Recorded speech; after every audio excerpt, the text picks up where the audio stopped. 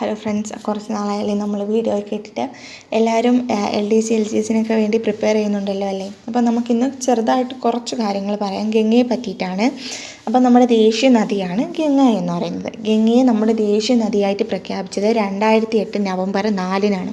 അത് മറക്കരുത്, 2008 നവംബർ 4-നാണ് ഗംഗയെ ദേശീയ നദിയായിട്ട്, ഇന്ത്യയുടെ ദേശീയ നദിയായിട്ട് പ്രഖ്യാപിച്ചത്.